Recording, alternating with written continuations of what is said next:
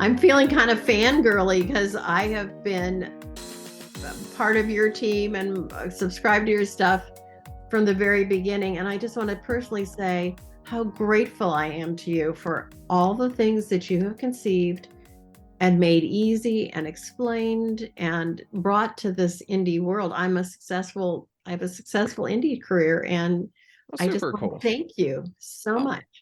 well, thank you, Barbara. That really means a lot to hear. And really appreciate you guys having me. So I don't know, I'm just jazzed. Well, let's jump right. I'm gonna leave that endorsement there as the intro to Okay. the podcast. That was totally unrehearsed, but like It was, yeah. let's just leave that. I'm gonna introduce us. This is the right approach. I'm JW Judge, and with me is my co-host Barbara Hinsky. This is a podcast for writers to learn more about the craft of writing and sometimes the business of writing, like we're talking about today. We explore a new topic every week. Our guest today is Dave Chesson. He is the creator of Kindlepreneur and products like KDP Rocket. He has created courses for authors to help them sell books. And today we're here to talk about pirates. But not the fun. Well, I guess fun is depending on your perspective there. At least not the entertaining kind. So, Dave, welcome to The Right Approach. Hey, thank you for having me. This means a lot to be here and definitely to talk about this subject. Yeah, so let me start off with a disclaimer here. I am a lawyer, but I am not an intellectual property law lawyer, and nothing that I say or anybody else says today, although it bears on legal topics, it is not legal advice. What I tell people is I am a lawyer, but I'm not your lawyer. So none of Mhm. this is legal advice. That's our disclaimer, but it does bear on some legal topics. So a few weeks ago, several weeks ago, Dave, you sent out an email to your email list talking about an issue that you had with one of your books on Amazon. And I'll lead in with that. Why don't you just tell us what happened and we'll kind of go through what you dealt with? Because on this same issue, I saw a tweet just this morning from Joanna Penn that she had dealt with this same issue, and it seems to be on the rise, particularly for people who are prolific and successful and sell a lot of books. And so tell us what happened to you, and we'll get into your experience. Yeah, well, so I had found a phenomenal topic to be able to write a book on. I used Publisher Rocket. I found a target audience where there were people going to Amazon and they were typing something in, and there was only one, maybe two books that covered this topic in a nonfiction realm. And so I decided to write it. Now, the best part is I have absolute experience in this area. And so I wrote this book and published it, and immediately it was beating out the competition. It ranked #1 in Amazon. People were finding it, clearly overtook the sales on that. And so things were good. But then all of a sudden, a couple weeks later, I received a email from Amazon that said that they were freezing my account and that the book in question was being locked and that somebody had filed a copyright infringement claim on my book. Now, the thing about this is that there is a form that somebody can fill out on Amazon. And when you do this, Amazon just automatically shuts down, like freezes their account. And what they do this because they're not going to check and they don't want to get involved. So in order to unfreeze your account, you literally have to copy and paste a statement that basically says, we, Amazon, are not going to be held liable for anything you did and that you believe that you were in the right, blah, blah, blah. And so you copy, you paste it, you send it to them, and then they reinstate your account, like as in your account is open. However, though, the book in question stays off the market. So when I got this, I mean, it was a gut punch, right? Oh, yeah. Like, here I was, this book was making thousands of dollars a month, habitually. It was, a great success, had 5-star, like lots of 5-star reviews. And then all of a sudden it's gone. And at the same time, too, somebody's claiming I did copyright. And, kind of the illogical part of our brain just immediately responds to like, oh my gosh, I'm a criminal. How dare I? And I couldn't eat. I couldn't sleep. I was like worried, like, I'm not a criminal. I'm not, and then all of a sudden, finally, my wife actually gave me a verbal smack in the face, verbal, where she's like, honey, if you can't handle a little, adversity or so, you're in the wrong industry, buddy. And I was like, touche, love, touche. And so I got my act together and started thinking about it. It's like, I did not copy. Like there's absolutely no way. So I immediately, I got a lawyer. So I got legal advice, got a lawyer. And sure enough, this person did actually get a lawyer. They did submit a letter that basically said, we believe that you copyright this is this, and we want, so when my lawyer looked at it, and here's the thing about copyright, and again, not legal advice, but in my case, what was said was that it's really hard to prove copyright infringement. You can't steal an idea. You can't, or anything like that. So this person had particular pieces, and to anybody it would have been like, oh my goodness, it was scary, it looked real, but when you broke it down, the lawyer went through everything and he said, no, definitely not. I feel bad for his lawyer to have to write this. Like, it was clearly just somebody mad that used kind of this legal component to scare me off and hope that I'd run away. So when I answered back with a lawyer, and the lawyer basically pointed out and said, this is baloney. None of this holds. And we have absolute proof that the writer experienced these things regardless. The other lawyer immediately knew there was no case and just dropped it. But here's what really sucks. And this is kind of the sad part of the story, is that so after we got that response, I sent it into Amazon and said, all right, unfreeze my book. Here it is. They've acquiesced. Amazon's response is, no, you need to have that person contact us and tell us to. So I was like, okay. So I went to the person that filed this, this false claim. And the person said, no, I'm not going to do that. Yeah. So then I went to my lawyer. I'm like, what do we do? And he's like, well, you can take him to court. You could sue him. I was like, okay. And he's like, but he was like, let's take a little, let's take an approach here and understand, like, you're going to be tied up in court case for a long time. Do you really want that weighing on your brain? Like, do you really want to focus on this? He was like, or if we take that time that it would take and maybe you just rewrite the book, like just do a little ROI, a little business calculation here. I know the emotions right behind it. You're just like, I want to get this guy, like, I want to get back at him. There's a little bit of vengeance, this sucked. But at the same time, he's like, look, do you want to spend months as well as some sleepless hours and having to do meetings and you get it taken care of, or just sit down and rewrite it? And I said, you know what? Good point. Good point. So I sat down, rewrote the book, which is kind of a neat experiment, by the way. I've talked to a couple of writing coaches that once said that, hey, write something and then rewrite it. Because when you do it the first time, you'll find better ways to do it the second time. And it's just a really neat exercise. I tell you the truth, that was really good exercise. But I rewrote it. It was way better. I also looked at some of the reviews that I had too, where people had mentioned that something was weak. So then I bolstered it. It was a much better book. But I flat out told my lawyer, I'm like, look, if this guy even tries it, then I don't care if it takes a year. I don't care how much money it takes. I will destroy him. I'm all about it. That's it. So sure enough, I published that second book. Again, it overtook. It's been, the #1 for sure. And that was good non-legal, but more strategic advice was to just rewrite it. Now that can't always be the case for some people. I have a strong book marketing background. I know how to kind of recreate that. But for some people that might not be. But if you find yourself in that situation, just kind of take a second, just kind of look at it. The other thing that was a part of my calculus, especially for any authors that are listening, be like, no, you should have taught him a lesson so he doesn't do it again. I don't think this person was really doing this, a lot. I think this was the one time. I think it was just they were mad because they lost. They became irrational. They hired a lawyer who will take your money. Let's face it. And sent it with the hopes that it would scare me off so that they got rid of competition. They went back to making their money. If I thought that this person did this multiple, then yeah, I would have gone after it, because let's stop it from happening to somebody else. But again, just a crazy scenario.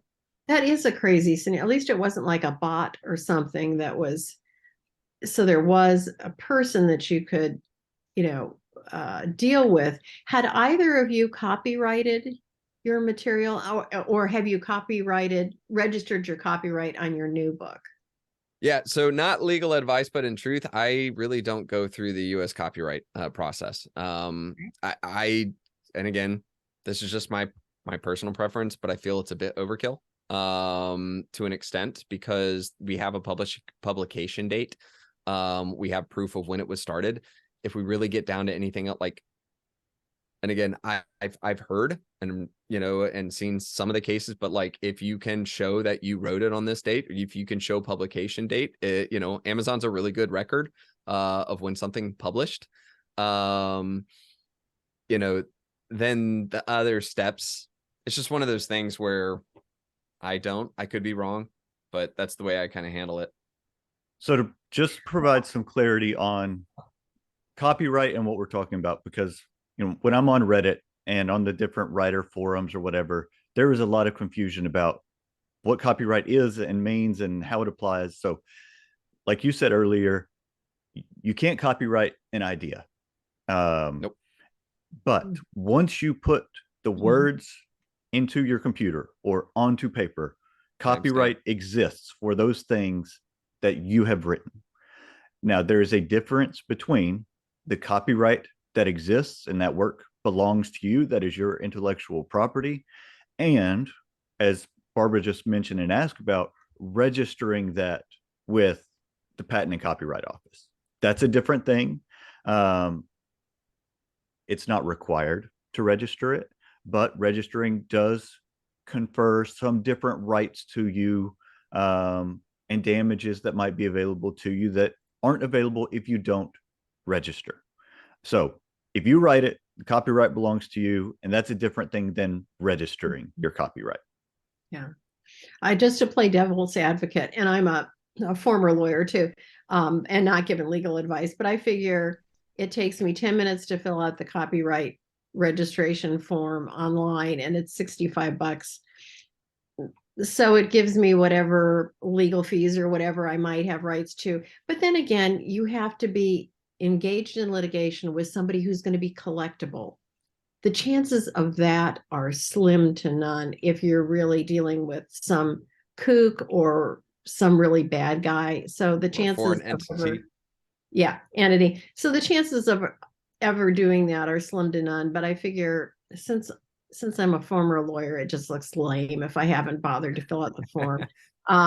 So I don't know, but I'm glad you've had a happy ending with this. And tell us the name of the book. Yeah. So it was the D-Lab prep, and it was, the other big thing though, and I guess this is the key part to it, is that when we go in the foreign markets here, right?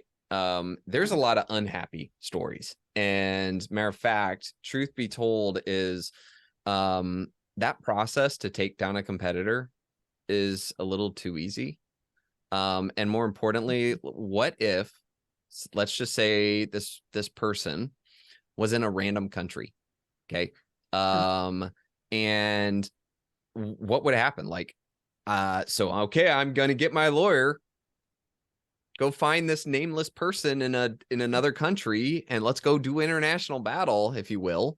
No, so this person can sit back and totally get away with it. One of the big areas, by the way, and this might not have been something that you guys had known, but public domains are a minefield of this. Yes. As a matter of fact, a lot of authors will make the mistake that, yes, this book might be in the public domain, but the translation wasn't. And so they get in trouble for that. But there are more than enough times where people who are, or I say people, but maybe it's like they say they're a publishing company, but I doubt their legitimacy on that statement. But they're people who just do public domains. And I wouldn't say I know for a fact, but I'm about 99% sure that they use that tactic of taking down other public domains. And it's like, go find them. One example of this is Marcus Aurelius's public domain on, what is that, meditation? Or meditations, I think it's called. If you try to publish that, one of those publishing, and I'm pretty sure it's the one that ranks #1 for that term, they'll immediately file that copyright infringement. Marcus Aurelius has been dead for years. There's no way you have that. And for those who don't know, you can take a public domain. Amazon has certain rules for it, though. You have to change up a certain amount of it. A lot of people get around that by creating images, writing an intro, maybe an outro, footnotes. When you change it just a little bit, it meets Amazon's requirements. But I've seen these so-called public domain publishing companies file this through Amazon just to get your book taken down. And most people won't fight it because they're just probably an individual who learned about public domains and jump on it. And if you try to fight this, I'm sure that whoever's doing this repeatedly is not located in the United States. So yeah, good luck fighting it. So it's terrible. And it's just related to this are the pirated copies of books. I'm a novelist, and in my early years, I would send the domain takedown notices and all of that. Mm-hmm. And just as everybody says, it gets to be like whack-a-mole. I'm either going to live a life or I'm going to spend a full time trying to do that. And I don't know as it's really hurt my sales. I think I can tell when somebody's read a pirated copy because they'll give me like a 1-star review that talks about, 3 chapters were missing. Yeah. Okay. Well, you got yourself a pirated copy, my friend. I don't know what you do about that. I know that there are services that you can hire that will do that, but I think they're pretty expensive. And again, I don't know how effective all that is. I don't know if you have that problem with your books. So actually, there's a growing scam right now, and it's Amazon really needs to address this. This is going to be bad for them. Is that there are printing presses in other countries, and I'm not going to say which country, but every example I've found was one particular country. And they've got a racket right now where they will go find a very popular book, usually not backed by a publishing company, so a self-published book that has shown consistent long-term sales. And they will take a book, they will use OCR, which is this photography that snaps the picture, but then it helps you to kind of print. They OCR basically your entire book, and then they mass produce like 100 physical copies of the book. And then and for them, because it's in a certain country, it's like pennies per book. Then they ship it over to the United States and they sell it as a fulfillment by Amazon, FBA. And this is, for those who don't know, FBA is like if you have physical product and you want Amazon to sell it for you, you ship it to them, they'll put it on their store, and then they handle, the storage, the shipping, the returns, like all of that. They take care of it and they get a fee. So when this company FBAs your physical book into Amazon, Amazon will start selling that book instead of yours. Because what they'll do is they'll price it like a couple of cents under yours. So here I am, I come to your book sales page. I'm like, oh, cool, I want a physical copy. I'll go click buy, but because there's a cheaper version and it's listed as brand new, Amazon will sell that book instead of mine, which means this company gets the money. I get nothing. And it really stinks because when you realize it, so you'll be going like, say you're making like $5,000 a month from your physical book sales, and all of a sudden you'll drop down to like 100. And it's because all this, but your Amazon bestseller rank stays the same, proving that you are selling like you used to. So you contact Amazon. Amazon responds back. They're like, I'm sorry, but you can't use our Amazon bestseller rank against us. Is pretty much what they say. It's like, well, this is an estimation. It's like, no. Statistically speaking. So then you have to order a copy from this, and you get it and you realize this is terrible. Look at the reviews. The reviews show this is a poorly formatted book. This is ugly. Pages are missing. Chapters are missing. The print is slanted. And then when you finally send that into Amazon and say, this is a copyright infringement, this is not reselling my book. This is somebody fake making my book. And that's another problem you run into is Amazon says, well, people have the right to resell your book. So by the time this happens, it's been like a month, 2 months, 3 months. And for the novice, for someone who's done this for the first time, it might take 3 months before you finally get taken care of. Well, that means 2 months of your pay went to this company. Okay. And on the 3rd month, this is the kicker. When they finally shut down that account, there's all that money that's sitting there, Amazon will not give it back to you, because Amazon does not want to get into the business of just taking money from one account and putting it into another. And so literally their response to any author at that point is like, well, what about these couple of weeks in this month? Amazon's response is, you'd actually have to sue us in order to force us to move money from one account to another. By the way, we don't recommend that. So it's a really big problem. And the worst part is that they're picking up on it. I know one particular author that has this happen to them 2 times a year. Wow. Oh my God. And meanwhile, you're paying to run Amazon ads and Facebook ads, and you don't want to turn that stuff off. Right. But you do Right. want to, Because then you lose your popularity. you lose your popularity, but you're not only are they stealing from you, you're helping them. That's just horrific. Exactly. Another scam that people are doing too is that, and this is a bug that exists in Amazon. This isn't a loophole. This is Amazon having a glitch and people figuring it out, is that you can sometimes, like, let's say your book is called, I don't know, we'll call it How to Quit Smoking. Okay. And it's super hot. People are buying it, right? Well, you might have a hardcover, a soft cover, a paperback, and a Kindle version, right? Well, sometimes I can write a book called How to Quit Smoking, and I can list like the author, and I can, same author name, but I might add like a extra space or a period at the end, or maybe another letter. And then I can attach that book to a format. So what's weird is this, to explain this, and this is again the glitch. Say I go to the real book, okay? If I'm on the Kindle version of the page, everything looks good. When I click on the hardcover, though, the new Kindle version is a different price because somebody's attached it to the hardcover of and it's weird. But just recently, a very high-end, big-name author who writes like psychology books for children realized this happened, and luckily he had the backing of his publishing company that was able to get Amazon to take care of that immediately. But yeah, it's a glitch that people are intentionally attaching their books to existing books and getting away with it and making a lot of sales. And the worst part is that book gets bad reviews and it shows up on theirs. Yeah. So traditionally published authors may be able to rely on their publisher to put their weight behind it, hopefully to get it resolved. There are many, many independent authors. There are organizations like the Alliance of Independent Authors and other organizations. Is there any, we're talking about all these issues. Do you know if there were any of these organizations for authors that are attempting to address these issues so that rather than just one guy or girl who makes, a few $1,000s and can't get on Amazon's radar, are there any of these organizations or industry organizations that are working on this stuff? The sad truth of it is that the best way to fight the pirate is to fight the ship. But the problem is it's super hard to sink a ship, right?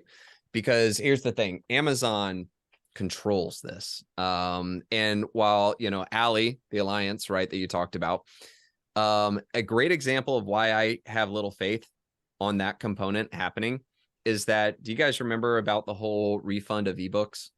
Yeah. Yes. Right. Oh, yeah. So for the listeners out there, there was when TikTok happened during kind of the COVID time period, it became really popular for people out there to say, oh, did you know that you could go buy a ebook on Amazon, read it, and then return it? And now, and so all of a sudden people were doing this over and over again, and it was very noticeable.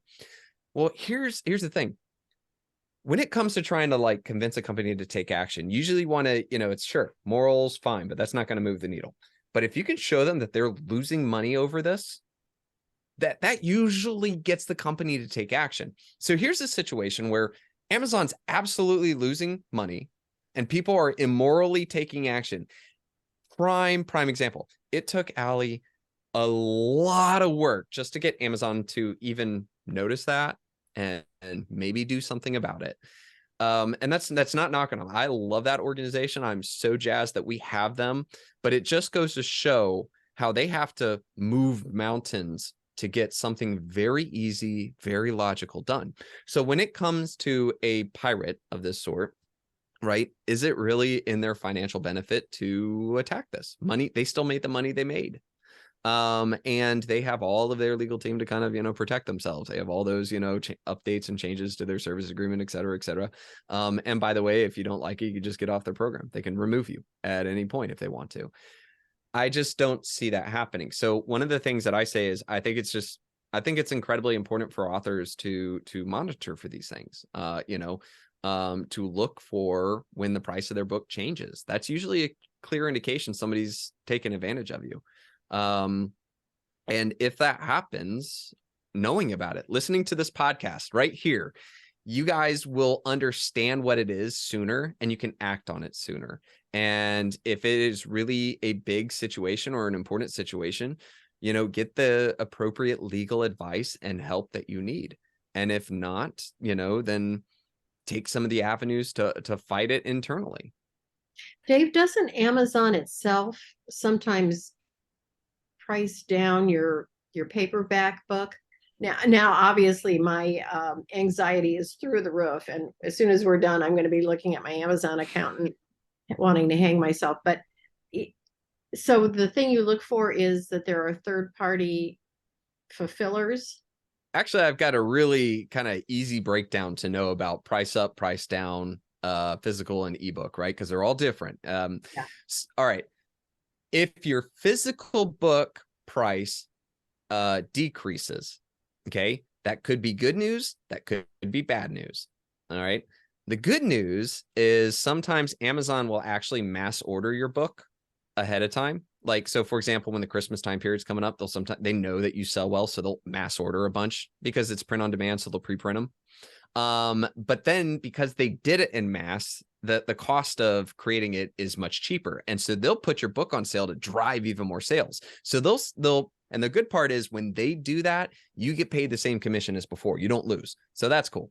However, though, if your price does go down and it's not done by Amazon and you see it's somebody else and they're listing it as brand new, you might want to monitor that, because if you consistently see them there and your sales are going down, you are being taken advantage of by that printing press that we talked about, okay? Or companies like that. So again, physical book price goes down. Could be good, could be bad. Check to see who's selling it. All right. If the price goes up, the price should never go up without you being told. Amazon did have a time where they increased the cost of, printing paper, thanks to kind of inflation and things like that. But they let people know, and they told you, hey, just a heads up. Even more so for those that made their profit margin super small and the increase made it that they were losing money for each book, they jump on that. All right. So if your price goes up without you knowing, that's a glitch on Amazon. And that's something that's happened a lot. Their back end and front end aren't talking. That's a programmer term. And so you need to contact them and be like, hey, the price is listed as this. The price is now higher. And they'll be like, oh, yeah, we have no idea how that happened. Thanks. Click and save. All right. So that's physical books, price up, price down. Ebooks, price up, price down. All right. If your ebook price goes up, that's a glitch. That's happening like significantly. So your ebook might be like $2.99 and now it's selling for $17.99. Like nobody's going to buy that. And so all of a sudden your sales tank. If your price goes down though, that's good news, because sometimes Amazon will choose to randomly sell your book at a lower price. And the best part is you still make the same commission. Now, so when Amazon intentionally lowers the price of your book or lowers the price of your ebook, sadly, they don't tell you this. Like they don't let you know. So when I notice that my book has been on sale by Amazon, I immediately send out emails to my email list. I am doing Amazon ads, Facebook ads. I'm going as hard as I can, because the conversion rates are going to be way better because it's on sale. There's a little bit of urgency because they know it's not going to last. And on top of that, I still get my $2.99 or whatever my regular commission is. I'm making more in my higher conversions. But again, Amazon doesn't tell you this. So monitoring your price can be a good thing, could be a bad thing. The result of it could be a good thing, could be a bad thing. And this actually led me to create a free Chrome plugin to do that. It's called readerscout.com. If you can go there and you can tell it to monitor your book. You can add, right now it's only 5 books, but in a couple of weeks from the recording of this, it will be unlimited books. And what you do, and it's a Chrome plugin, and it will track it. And then if your price changes on your book, it will notify you. It will be like, hey, price change. It'll also tell you when a review comes in, so you can kind of monitor your reviews too.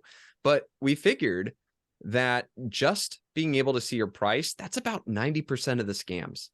90% of those scams they're going to change your price. So that could be your first indication. And if you see that, taking action as soon as possible is the best way to fight it. And my goal, the reason why I made it free, was because if we can make it unprofitable for the pirates, then they might stop. And so if authors not only understand it by listening to podcasts like this, but that they can recognize it as soon as possible, they can make it that printing press just made 100 books and paid for shipping, and they got slammed before they could sell the first couple. And then if that happens over and over again, it's not a viable business and they'll quit. And I love that. All right. So since we've been talking Well, about, we love you. things that are downers for most of this, but important downers, and giving people like Barbara lots of anxiety and stress, I want to end on an upward trajectory here. I took your Amazon ads for books course in January. Having not taken an Amazon ads course before, I've been using them, not well, but for years, just mostly putting things on auto. And I would, few hundred impressions a day. After doing that course and creating, and I love spreadsheets anyway, so this was not terrible homework for me. And going in and creating a spreadsheet with all the comp titles and authors and series names and all the things you tell to do in the book, in the course, I increased my daily impressions by 8 to 10 times, depending on what day it was.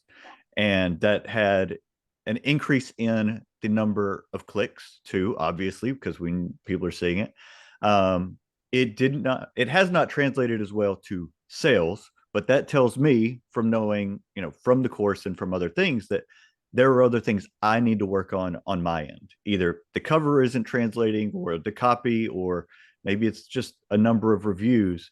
But the immediate impact that course had on me getting my books in front of people was incredible. That's awesome. Yeah, it's a free course for anybody. I just want people to better understand that system. What's really cool about Amazon ads is you don't pay them until they convince somebody to click on your book. And for once we can finally see data, we can say, look, this many people saw my book, but didn't engage. They didn't click. And then this many people clicked, but they didn't buy. And so now we can start to isolate where maybe a problem is. And when you fix that problem, the best part about it is all of your efforts in marketing improve. Because, so if your Facebook ad, if you improve whatever the problem is on your page, your Facebook ads do better. Your email blast does better. Your social media posts do better. It's because you are now having people convert. And so I love the process. And then once you get that down, and I tell people this in the course too, you got to treat Amazon ads like it is a skill, because it is. And it's a really cool skill. It's a phenomenal way to be able to say, you know what? I'm going to get my book in front of more people. And, in order to gain a skill, there's 2 parts to it: knowledge plus experience. And that builds intuition, which allows you to make smarter choices faster. And so I figured this would be a great building block. I hope more people gain that experience and they can really see that difference in their book sales. So I really appreciate you mentioning that. That means a lot. And I think that's such a good point that you've just made, because people will say, well, I'm going to hire that out. Well, okay. And I do have someone who does my ads now, but I know how to do them. You can't supervise. You cannot check someone else's work and know it's effective unless you can do it yourself. So and that just reminds me, I should go through your course again. I need to refresh. You got to keep those skills sharp. And you have been, as I said at the outset, such a good friend to the author community, because you have trained us, educated us. So much of your content is free. It just hurts me, but I assume that you're doing just fine. But I'm happy to pay you whenever you make something that I have to pay for. It's a no-brainer. I'm going to pay for whatever you have because it's so valuable and so helpful. You've been such a friend to this industry. You're a giant in our industry. Well, thank you, Barbara. That really means a lot. Totally made my day. Well, so let's make sure people know where to find you and follow you so that they can act on all these things and get the information and the products and help their business. Sure. Well, you can find me at Kindlepreneur. That's like Kindle Entrepreneur, kindlepreneur.com. Also too, if there's any questions related to anything we talked about, there's a contact me link at the bottom of the website. Click there, send over your questions. More than happy to answer them. Thanks, Dave. This has been a hugely instructive and helpful conversation, and I think it's going to benefit a lot of folks. Excellent. And again, thank you so much for having me. Yeah, you've been great. Thank you.